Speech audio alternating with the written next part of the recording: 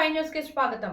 SI సాయన్నను వెంటనే suspend చేయాలి. నిందితులకు సపోర్ట్ చేసిన ఎస్ఐ సాయన్నపై కూడా కేసులు నమోదు చేసి నిందితునిగా పరిగణించాలి.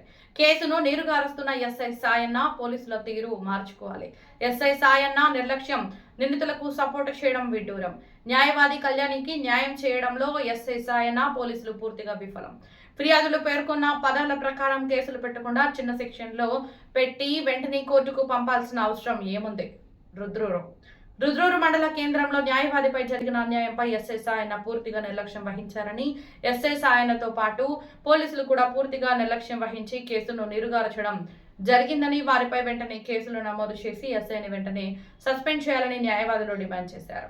ఈ సందర్భంగా నిజామాబాద్ జిల్లా రుద్రూరు మండల కేంద్రంలోని పోలీస్ స్టేషన్ ఎదుట బోరన్ బార్ అసోసియేషన్ ఆధ్వర్యంలో న్యాయవాదులు, పోలీసులు ఎస్ఐ సాయన్న తీరుపై నిరసనగా ధర్నా నిర్వహించి ఎస్ఐ సార్ను వెంటనే సస్పెండ్ చేయాలంటూ నినాదాలు చేశారు. నిందితులకు ఎస్ఐ సాయన్న పూర్తిగా సపోర్ట్ చేస్తున్నారని, సుప్రీంకోర్టు గైడ్ లైన్స్ ప్రకారంగా నిందితులకు సపోర్ట్ చేసిన ఎస్ఐపై కూడా కేసులు నమోదు చేయాలని, వారిని వెంటనే సస్పెండ్ చేయాలని న్యాయవాదులు డిమాండ్ చేశారు. రుద్రూరు పోలీస్ స్టేషన్లో చట్ట ప్రకారంగా ఎస్ఐ సాయన్న పనిచేస్తలేరని, అమాయకులపై తప్పుడు కేసులు పెట్టడమే ఒక కంకణం పెట్టుకున్నారని, ఎస్ఐ సాయన్న పోలీసులు చట్ట ప్రకారంగా పనిచేయడం లేదని ఈ ఉదాహరణ బట్టి చెప్పవచ్చని న్యాయవాదులు అన్నారు.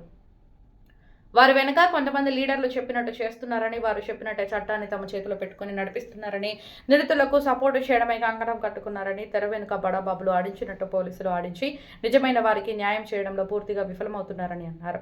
రుద్రూరు పోలీస్ స్టేషన్ వచ్చే ప్రజలకు సరైన న్యాయం జరగడం లేదని ఈ ఉదాహరణ బట్టి తెలుస్తుందని అన్నారు. ఈ ధర్నా కార్యక్రమంలో బార్ అసోసియేషన్ బోధన్ అధ్యక్షులు రాములు, ప్రధాన కార్యదర్శి సాగర్, ఉపాధ్యక్షులు విఆర్ దేశాయ్, సీనియర్ అడ్వకేట్లు సంఘం పోషెట్టి శ్రీధర్, కోటేశ్వర్తో పాటు పలువురు ఉన్నారు. పరిహారానికి సంబంధించినటువంటి ఏ సెక్షన్లు కూడా బిఎన్ఎస్ లో ఉన్నటువంటి సెక్షన్లు పెట్టకుండా వారికి తొత్తుగా వ్యవహరించిన సబ్ ఇన్స్పెక్టర్ ఆఫ్ పోలీస్, ఒక ఇన్వెస్టిగేషన్ ఆఫీసర్ రుద్రూరు ఎస్ఐని ప్రాథమికంగా ఆయన మీద కూడా దర్యాప్తు చేయాలి. ఆయన కూడా ఈ కేసులో ప్రధాన నిందితుడిగా ఉండాలి. ఎందుకంటే సుప్రీంకోర్టు చెప్పినట్టుగా ఎవరైతే నిందితులకు సహాయం చేస్తాడో వాడు కూడా నిందితుడిగా పరిగణించబడతాడు. కాబట్టి అతన్ని కూడా ఇందులో ప్రథమ ఎక్యూజుడుగా చేయాలని చెప్పి బోధన్ బార్ అసోసియేషన్ తరఫున నేను పోలీస్ స్టేషన్ ముందు మేము ధర్నా కార్యక్రమం చేపట్టాము.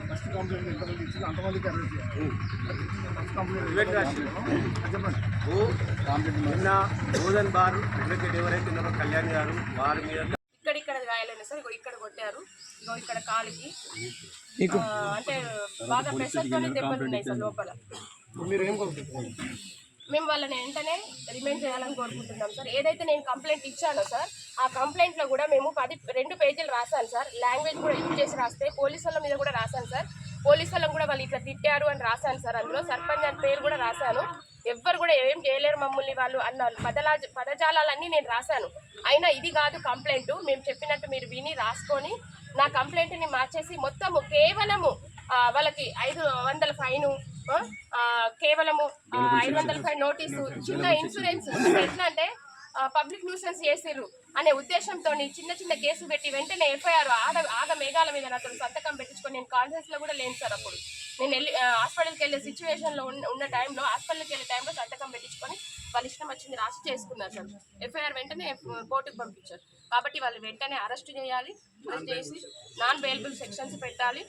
ఇలా నా మీద ఇప్పుడు జరిగిన ప్రయత్నాన్ని ఇంకా వేరే అమ్మాయిలకు కానీ ఇదొక స్ఫూర్తిదాయకంగా ఉండాలి. ఒక లేడీని ఎవరైనా టచ్ చేస్తే కానీ, ఒక మామూలు లేడీని, నేను ఒక అడ్వకేట్ అయి ఉండే వాళ్ళు నన్ను ఇంత ఇబ్బంది పెట్టిరు.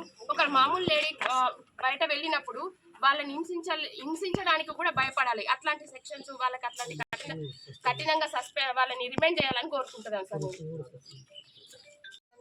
నర ప్రాంతంలో 4:30 ప్రాంతంలో ఒక ఫంక్షన్ మా రిలేటివ్స్ అటెండ్ చేసి నేను వస్తుంటే నాకు అప్పటికే ఆ బాబు పేరు కూడా తెలియదు. తర్వాత కనుక్కుంటే బబ్లు అని తెలిసింది. ఆ బాబు పరిగెత్తుకుంటూ వచ్చాడు నా దగ్గరికి. అక్క వాళ్ళు నన్ను కొట్టడానికి వస్తున్నారు అంటే, ఏమైంది బేటా అంటే, ఇట్లా వాళ్ళ బాబు నాకు రాయితోని కొట్టాడు. ఆ రాయి కూడా మేము పోలీస్ వాళ్ళకు హ్యాండ్ ఓవర్ చేయడం జరిగింది. కొడితే ఆ బాబుకి ఇక్కడ ఇప్పుడు మొత్తము రెడ్గా అయిపోయింది.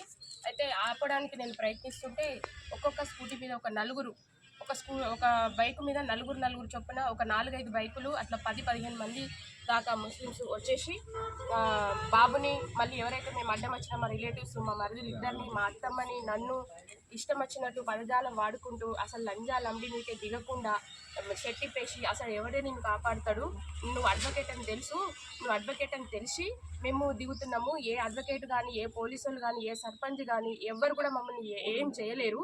మా మీద ఇప్పటికే చాలా కేసులు ఉన్నాయి. ఆ కేసులలో కూడా మమ్మల్ని ఎవరు ఏం చేయలేదు.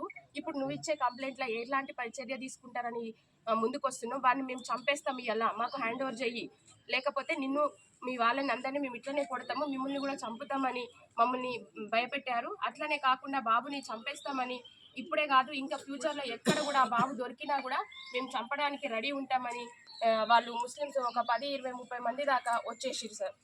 వాళ్ళ పేర్లు వచ్చేసి నేను చూస్తే గుర్తుపడతాను సార్ వాళ్ళందరినీ, ఇంకా కొంతమంది పేర్లు నాకు తెలియదు.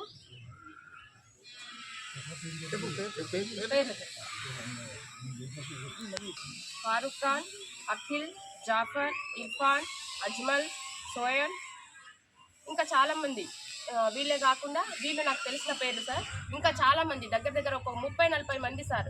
నువ్వు ఏం చేయగలుగుతావు? ఇంకోటి సార్, మేము వీడియో తీస్తుంటే కూడా మా పిల్లలని బెదిరించి ఆ బాబుని కూడా కొట్టి ఫోన్ కూడా మొత్తం పగలగొట్టారు సార్. వీడియోలు మీరు తీయద్దు, మేము తీస్తాము, మాకు పైనుంచి డబ్బులు వస్తాయి, మేము పంపించుకుంటామని వాళ్ళు ఒక రకమైన అంటే ఒక క్రూరత్వంతో ఒక కుక్కని ఇంకా ఎట్లా పడతారో అట్లా వాళ్ళ మీద విరుచుకుబడి కొట్టడం జరిగింది సార్. అంతేకాకుండా వాళ్ళు ఒకటే యూజ్ చేశారు. మేము ఇప్పుడు కొడుతున్నాము, మళ్ళీ ఒక వారం రోజులైనాక ఇంకొక వాళ్ళని కూడా మేము కొట్టడానికి కూడా రెడీ ఉంటాము. ఎవ్వరు కూడా ఏమి చెయ్యలేరు కూడా మమ్మల్ని. మా మీద చాలా కేసులు ఉన్నాయి. నువ్వు అడ్వకేట్ అని కూడా తెలిసే మేము ఈ పని చేస్తున్నాము. ఇప్పుడు నేను చొక్కా ఇప్పేస్తున్నా, ఎవడొచ్చి కాపాడుతాను నిన్ను చూస్తా అని అట్లా ఇష్టం వచ్చిన పదజాలంతో వాళ్ళు యూజ్ చేసి మమ్మల్ని చిత్రహింసలకు గురి చేసి వాళ్ళని కొట్టడం జరిగింది సార్. తర్వాత నేను ఎంక్వైరీ చేస్తే అతను కూడా రిసెప్షన్కి వచ్చినట్టు ఆ బబ్లు అని ఆ బాబు తెలిసింది సార్. ఆ బాబు కేవలం చేసింది ఒకటే సార్, అక్కడ తిరిగి కొట్టకపోవడం. ఎవరైతే ముస్లిం అనే అబ్బాయి మన బబ్లు అనే బాబుని కొట్టిన తర్వాత ఆ బాబు పరిగెత్తుకుంటూ వచ్చాడు, తిరిగి ఆ అబ్బాయిని కొట్టలేకపోవడమే అక్కడ మన బాబు చేసిన తప్పు సార్. తిరిగి వాడిని అక్కడే కొట్టుంటే ఇంత పెద్ద సమస్య కూడా అయ్యేది కాదు కావచ్చు. ఇంకోటి ఏంటంటే సార్, ఆ బబ్లు ఎప్పుడైతే మా దగ్గరికి పరిగెత్తుకుంటూ రాగానే ఈ ముస్లిమ్స్ వీళ్ళు ఇంకా 10 మంది కాకుండా ఫోన్లు చేసుకొని ఒక 4-5 బైకుల మీద ఇంకా వెనకాల వచ్చి మా చుట్టూ ముట్టేశారు సార్. చుట్టూ ముట్టేసి వాళ్ళ బ్రదరు, వాళ్ళ వైఫ్, వాళ్ళందరూ చెప్తున్నా కూడా వినకుండా వదిలేయండి అని వాళ్ళు కూడా ఎంత బతిలాన్నా కూడా వదిలేయకుండా మమ్మల్ని ఇష్టం వచ్చినట్టు కొట్టేసారు సార్. మీకు ఏమైనా దాడులు జరిగినాయి మేడం? జరిగినాయి సార్. అవును సార్, మా అత్తమ్మకు మా మరిది